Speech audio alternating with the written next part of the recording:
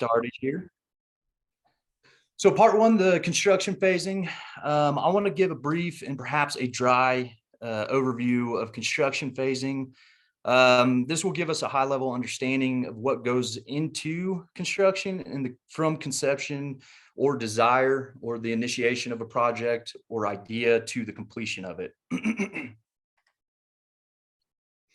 So phase one and phase two are really going to be pre-design and design. What are the objectives in the pre-design phase? We have three primary items to address: constraints and needs analysis, scope planning, and then finally scheduling is a fourth and additional. The analysis engages the question of what is prohibitive to the completion of this project, which then gives rise to the question, what do we need in order to overcome those constraints? As it pertains to the Mishkan, we know that there were obvious constraints. The main constraints I've identified would have been the environment, natural resources, and a means of production. Given the situation of the Israelites being involved in the construction of the pyramids, there would have been no shortage of craftsmen available or capable intellects to build it. So the capability would have been there, but not as a constraint. So moving on to scope, the scope essentially are all the tasks involved in a project and its resulting products known as deliverables. This was laid out clearly when the verbal instructions of how and what to build were conveyed. The planning piece is carried through the design phase, is critical to an expeditious execution of a project. And there's a saying actually in construction, which pertains to the planning aspect, is that sometimes we have to go slow to move faster. That's to say that sometimes it's good to take a moment to plan in advance to execute in an expeditious manner. Some of you might have noticed that I combined phases. This is actually because the pre-design phase and design phases were really initiated at the same time for the Mishkan, whereas typically it'd be separated in modern construction standards. So they became more or less a concurrent task. So there's some overlap there. As such, we would have a list of deliverables to initiate the production in the construction phase. So the next slide is going to show an example of what we would call schedule values. So one item on this list is one deliverable. And again, a deliverable is something that is a result or a product of the project, while the list itself is of the individual deliverables is known as in this case, an FF&E or furniture, fixtures, and equipment schedule, which would be found actually in a modern drawing set, or what's called a construction set. At a high level, what it does is it tells us what items or accoutrement, if worn, we need to craft, create, or construct. The following slides are drawings so graciously created by Michael, displaying the menorah, the table. We've got the ark here. And so really with going back here for a second, so to kind of explain what I'm looking for as a woodworker in this would really kind of be considered more of a shop drawing because it's an individual item or a piece of furniture within the larger building or the space. So really what I do is I do takeoffs from what's called takeoffs from these drawings. So I'd understand our measurements, our height, width, depth, particular details, what's called elevations or detail view, where it really gives us a thorough breakdown of individual items. For example, if we were to look at where the leg meets the actual body or the box right here at top. Okay, so it would essentially be a blown up view that would display particular criteria of adjoining the leg to the above fixture. So really what we'll be working on with Michael is getting these into a format that's going to work in the shop with those particular details, and that will be more on a one-on-one basis. And what that would be called in construction terms would be constructability and plan review. So on to the phase three. This is really where planning and scheduling of phase 1 and 2 begin to shine. We would take the schedule, mobilize, coordinate, and begin the execution of the project until completion. This is fairly straightforward description. And while it is more complex than this in reality, I really just kind of wanted to keep it simple. But if anybody does have any questions regarding this particular phase, I'm more than happy to answer those questions in the Q&A. All right, part 2, the sequencing. So this is interesting. While sequencing is a part of scheduling, I would like to give an opportunity to highlight the sequencing of the Mishkan due to the complexity and the constraints that were faced when building it. So let's examine in greater detail what was involved here. So if we kind of look at this 3D rendering and observe not just the structure, but the surrounding, the environment, right? So we can see that the location is arid, has few plants and trees to source from. And if you remember that the constraints that I found through my study or constructability process or review with the Mishkan, I found that the environment, the main constraints were the environment, natural resources, and means of production. While there were many donated items that were utilized in the construction, it was still necessary to source construction materials elsewhere, like the wood and the animal pelts that are thought to be used. This really was in many ways, and certainly from a construction standpoint, an incredible undertaking. While the appearance may be simple, we have to bring ourselves back to this particular time, well before the Industrial Revolution that facilitated quick turnaround and mass production of goods. And to really understand just how many moving parts were involved in this project, from the smallest items like a ring to hold a pole to the altar of incense, it was crafted and made by hand. That means that this project included construction, woodworking, smithing, which would require specialized tools in itself that perhaps had to be made for that particular task in terms of smithing. In addition, there was hunting and skinning for the pelts, as well as many other tasks that aren't necessarily mentioned right now. Whatever was to be or make up the Mishkan had to be made. This truly is a hand-built beauty at its best. So going on to the particular tools, I'll address the initial woodworking tools from the Bronze Age. They're very simple, not very complex, but they did the job. And oftentimes, because of manufacturing, one had to make tools to make other tools. So it was a very interesting, complex, and involved process.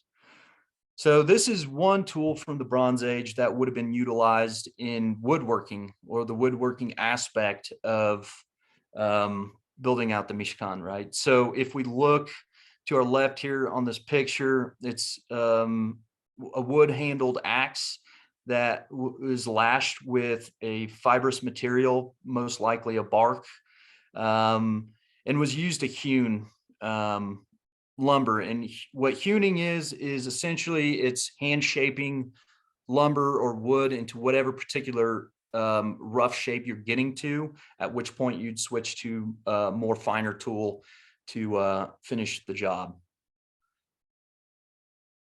So this is a very, and now if you can really just picture what it does take from the process of just one plank of wood, right? If we think about what that process would be from start to finish, it would be going out, discovering a tree that is viable, meaning big enough for whatever amount of lumber would be needed, cutting it down, that would require an additional tool, perhaps splitting it right then, unless they were able to haul it back to a rough shop or a place that they'd be able to utilize their tools in more of a central location.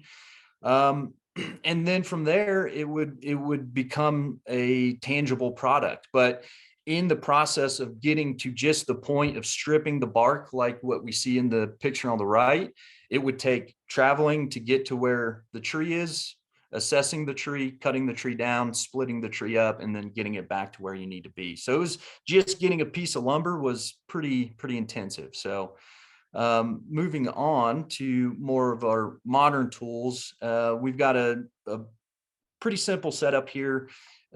We have two varying saws that really meant for different applications.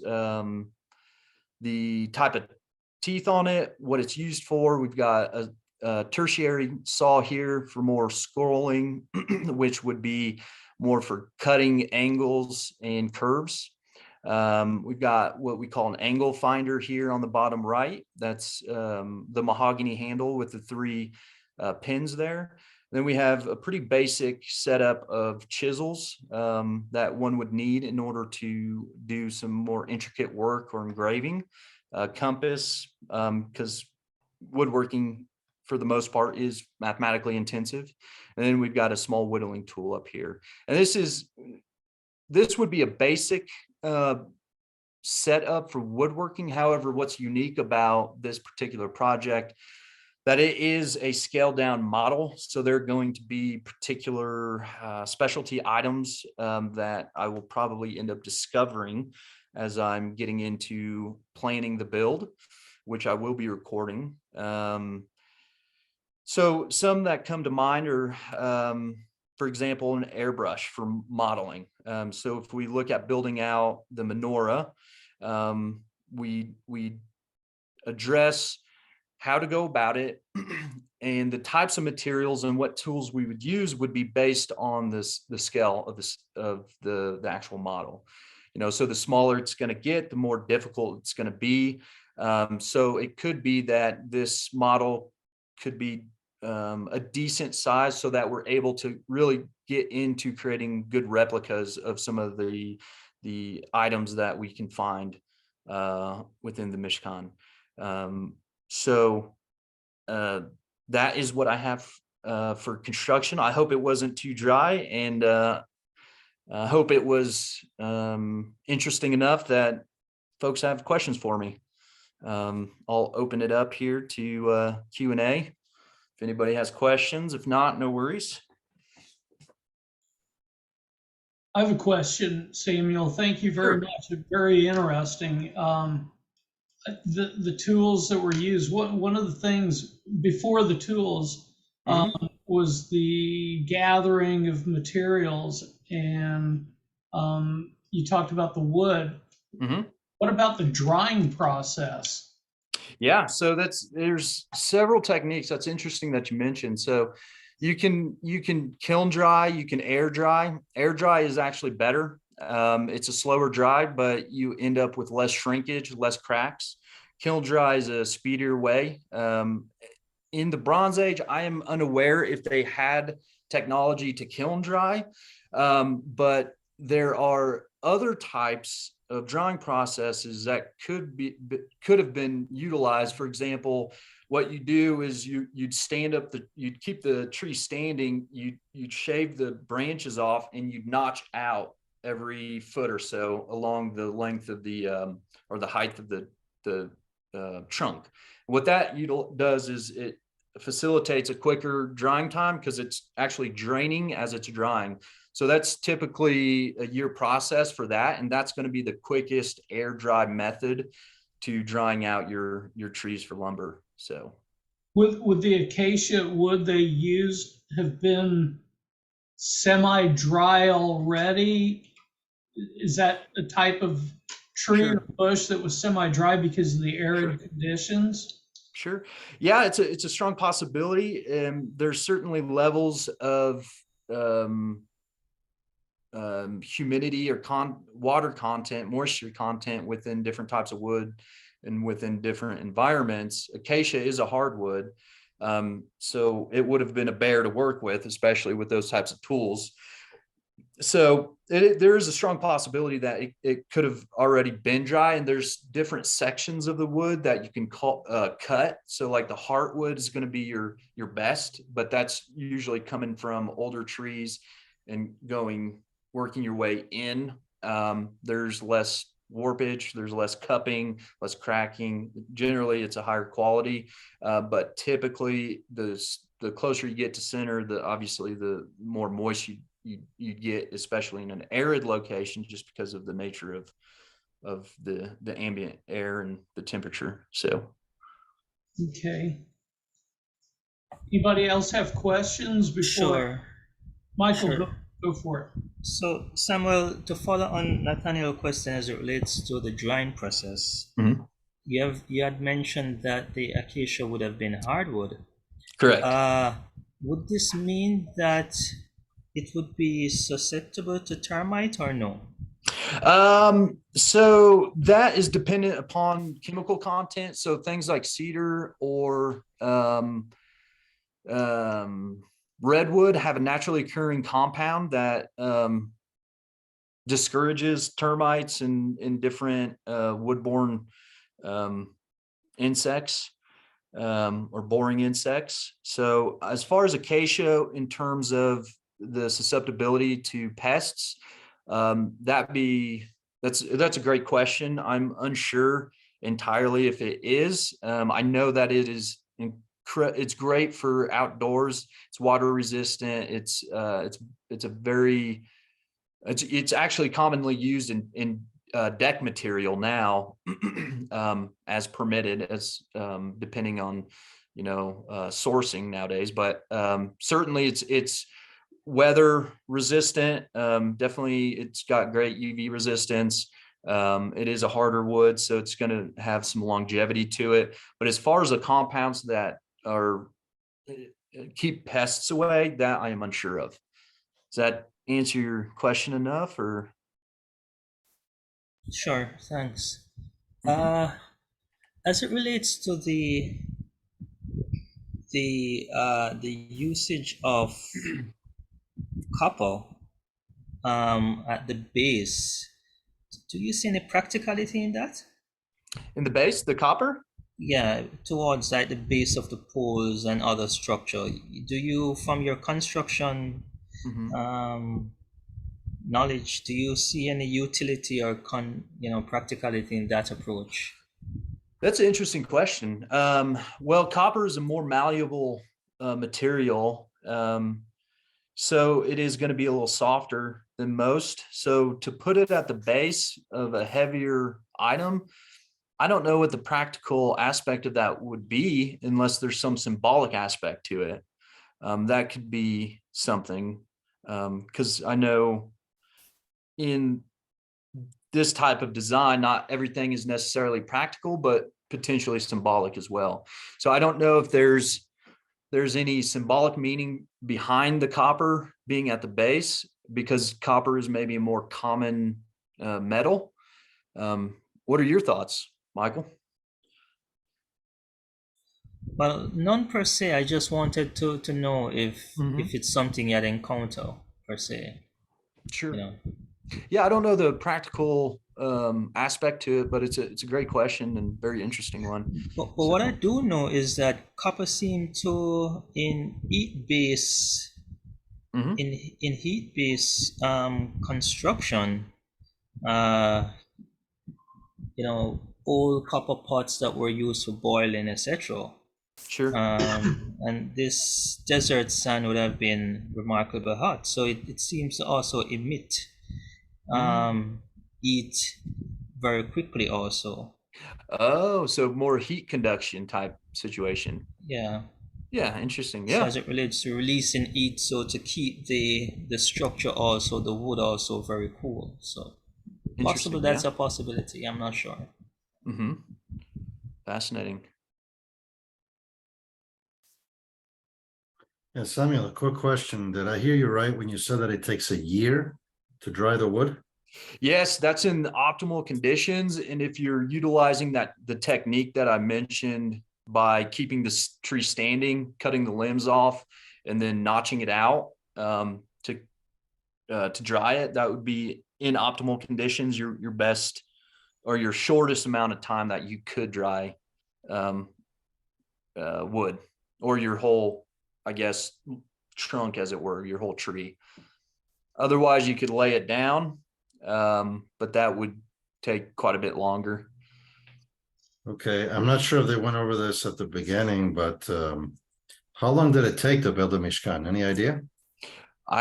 That's a great question. I'm not entirely sure on that. That's maybe something we should chase down.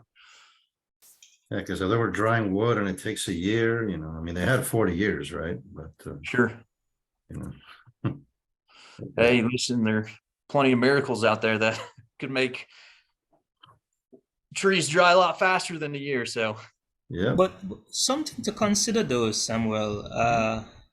You did mention early the different processes that was taking place.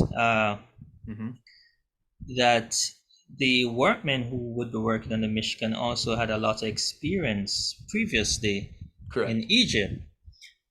We see also a lot of metal work taking place with copper, silver, gold, etc., which would have indicated that they're moving jewelry into flat metal and then shaping them. So they might have had some kind of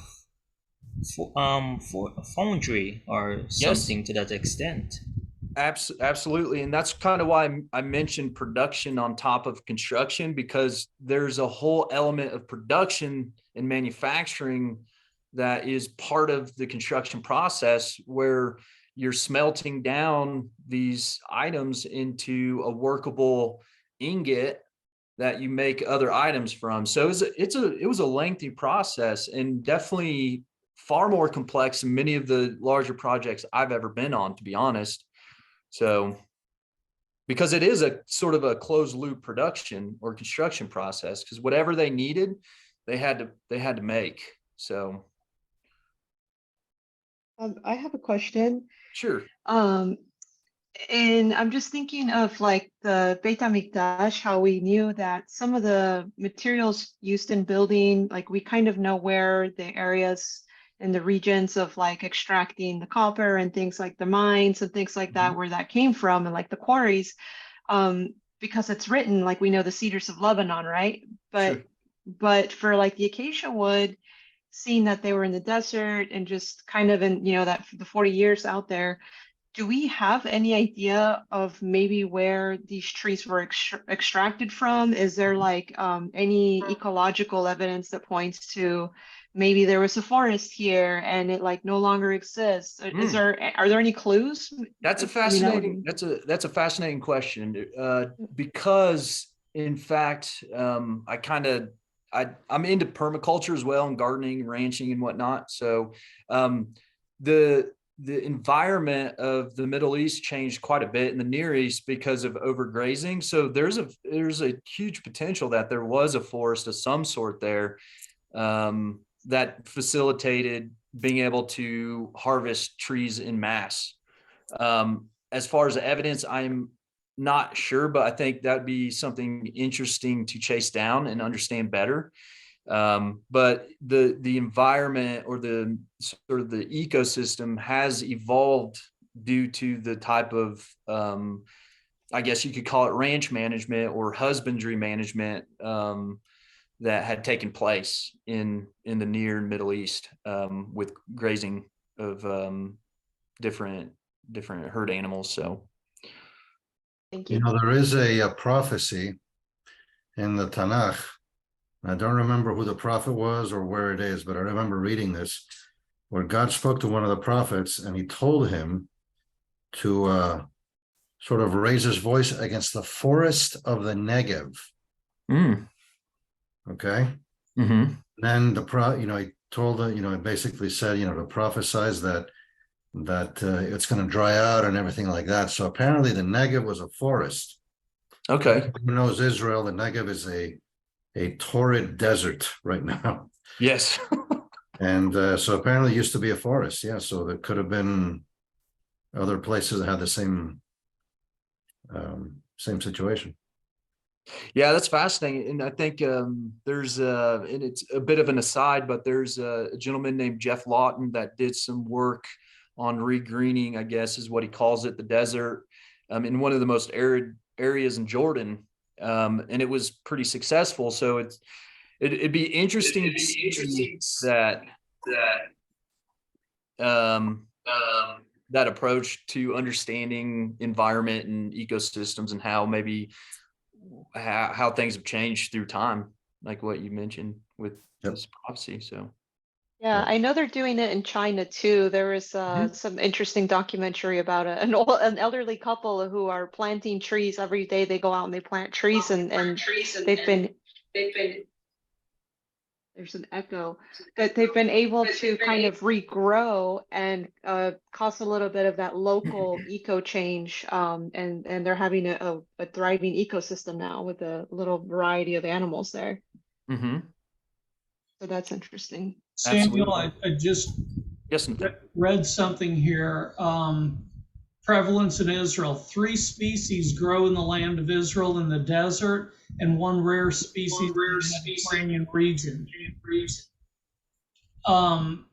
In large areas of the desert lands of the Negev and Sinai, acacia trees are the only trees.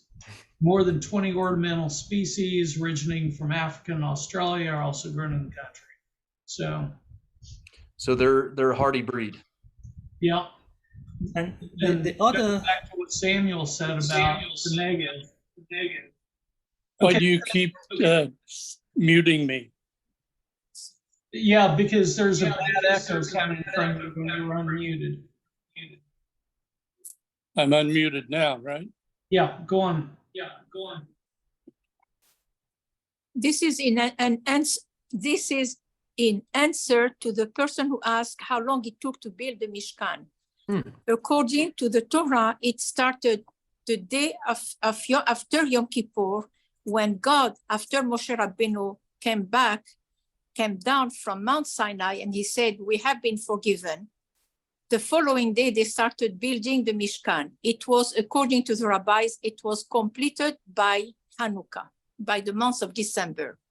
But they didn't want to inaugurate it until Pesach because it was the day of the liberation. So they wanted to tie the construction of the tabernacle to the day of liberation. That is why it was inaugurated on Parashat Shmini, which is either the 1st of Nisan or the 8th day of Nisan. So only a few months. Yes. Or it could have been a year.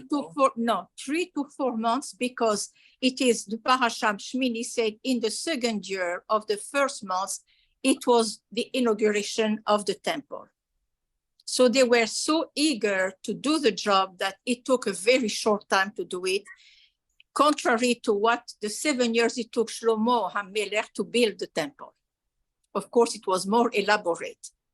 Another thing, to come back to the ecology, according to McAllister, the climate was different, of course, but also the word wilderness does not mean desert. It means a sparsely populated area. So it could have been because they were there for so many years. They had huge pasture, they had huge flocks. There had to be some kind of pasturage. It couldn't have been a dry land, an arid land. So, I have another. je vous en prie. I have another more technical question, or at least an observation. The outer poles were set in these sockets, but there's no talk about how they were kept from falling over. And I'm wondering if these sockets might have been maybe 3 feet or so deep into the soil, and then higher up than we would normally think on the pole, so that they would be sturdy.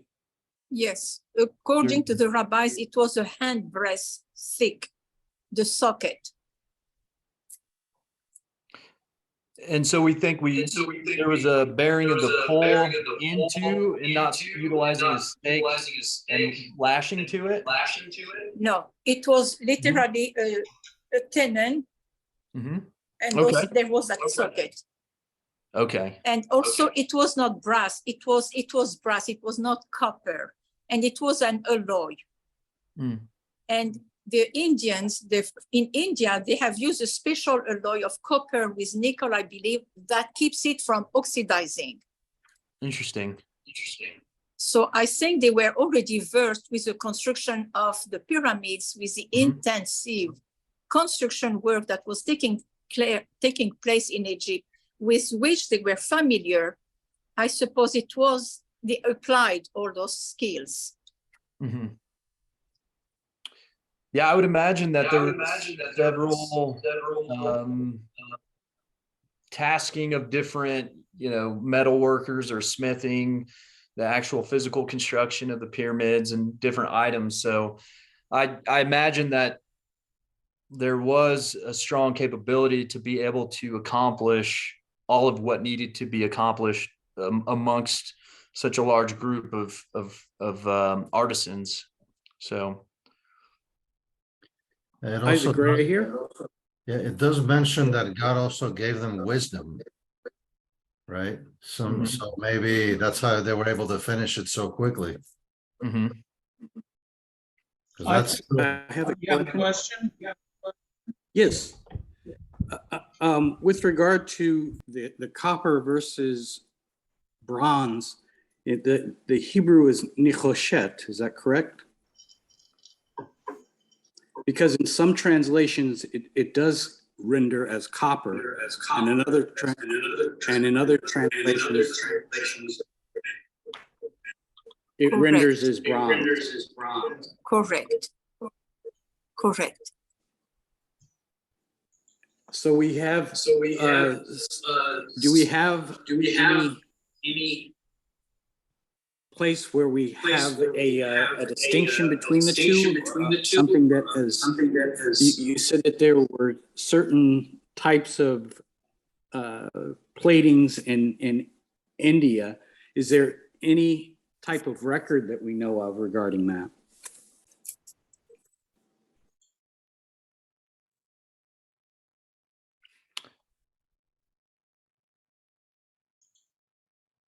That would be for you, David Poole or Deanna Poole.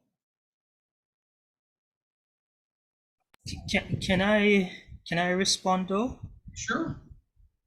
The fact though remains is the Egyptians did employ the copper in a lot of their actual structural architecture. So not just pottery, but a part of the structure. But in other places, as Mrs. Poole said, bronze was being utilized for weaponry. So it would have been natural to think that it also could be employed in construction. So both do have similar color, slightly. So, the text, whether it's one or the other, it's both practically could have been a possibility of any. But what I really wanted to segue back to is what also Mr. Poole said, as it relates to that's David Poole, as it relates to the depth of the sockets, because this is something that Nathaniel and myself discussed. I thought it was another way technically, and technically when I interpreted it, I saw it working in another way, that the sockets could have worked and it being self-standing. However, if it was as it relates to the foundation, because this wood was also 15 feet high, we don't know the thickness, but if it's 15 feet, I'm thinking that it would be over 2 feet thick per se, because of that you don't have it being so slender, but not so thick, because also human has to be carrying it. So possibly it's somewhere up to 4 inches on the, maximum. So anywhere between 2 to 4 inches. thick. So when I looked at it, construction-wise, 10% plus 2 to be, 3.5 feet deep, but possibly it's also 5 feet deep. So whatsoever it was, one thing we're sure of, Egypt still remained in the sense of the architecture, and the Israelites were the builders. So the fact is that they had a lot of training. These were skilled workmen. What we're talking about here was a modular construction. As you said, Samuel, for you looking over what the technology, what the Mishkan was, that it wasn't simple.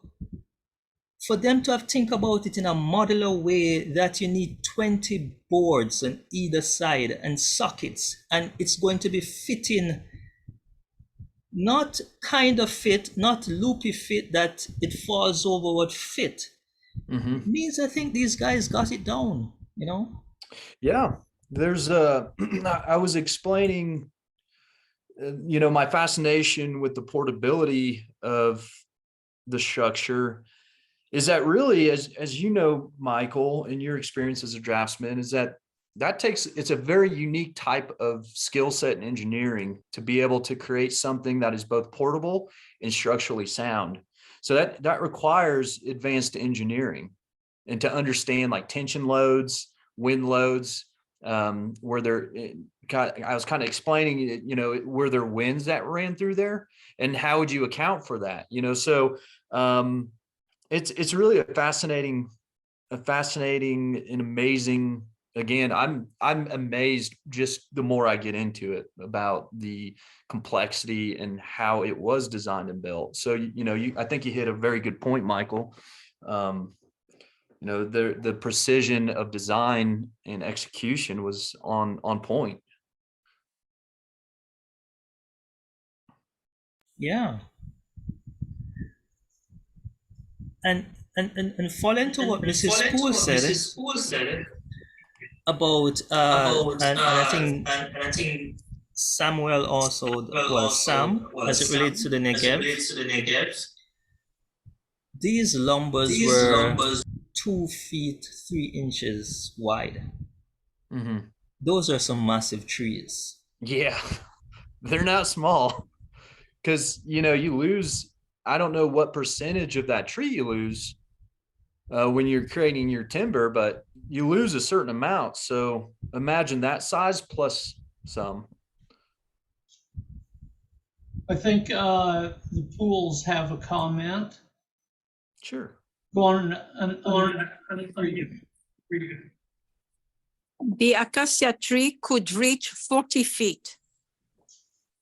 During the time of drought, it will shrivel, and at the first rain, it will blossom. It was really something miraculous almost, and it will reach 40 feet high.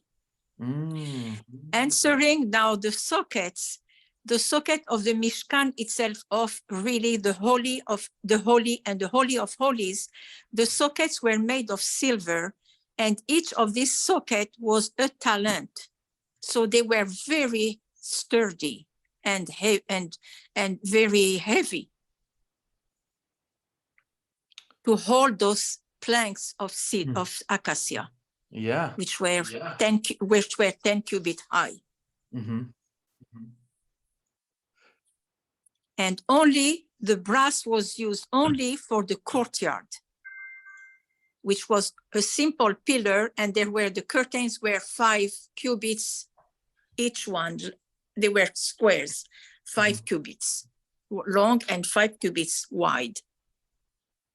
And we are talking about tools made of the Bronze Age. So it is not copper. It had to be really bronze. And they had already acquired the skills. Yeah, because answer a couple, or to address a couple points. One with the time it took and the conditions that might have dried. I think you just had answered that, Mrs. Poole, that Perhaps it was a dry season when the acacia trees were being harvested, thereby reducing the time it would take to have to dry them because they're already there. So that's one point. The second with copper and bronze is that with Mr. Gray's question is that bronze is a copper alloy. It's a tin and copper, so it's 88% copper, and the remainder is tin. So there could be a meshing of understanding of what copper and bronze is with that translation. I'm not entirely sure, but it definitely, bronze is a product of copper, certainly. But yeah, it's really quite amazing what they were able to achieve, because we're talking about working and creating alloys now, so it is the Bronze Age, and they were working different types of metals. So there were, I remember in the research, when we did the part 1 of the webinar a couple nights ago, we computed out there were over 2,300 pounds of gold alone. And when we converted that by today's rate and price per ounce, troy ounce, it came out to around $68 million worth of gold by today's standards. So quite a valuable asset to be carrying around. Yeah. The Spanish conquered many lands for gold. True. Any other questions or comments?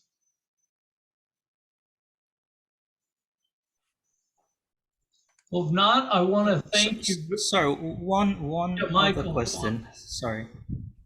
Samuel, has you decide on what scale? I know you slightly mentioned scale, but have you decided on what scale? I do not know yet. I think I want to build it large enough, maybe a small dinner table size, so that we can actually see a little bit more detail and not get lost in some of the smaller items that would have to be made. So I think I might try to make it 4 feet at the longest, or around there, to really hit all the little small items that we'll need to see and pick up and fill.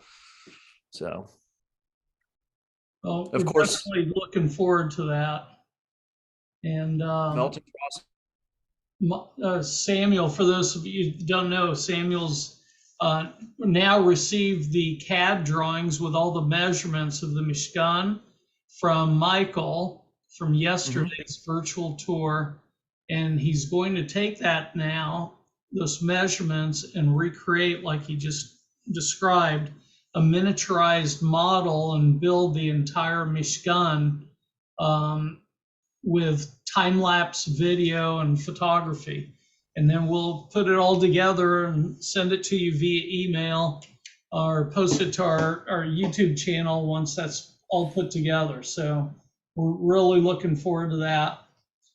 And I want to thank you, Samuel, for the presentation. So interesting to hear from a construction angle, and I love the part. I wish we'd see even more of the tools that they were using then, to what they were using to mold and hammer the metals with and make them so detailed and intricate.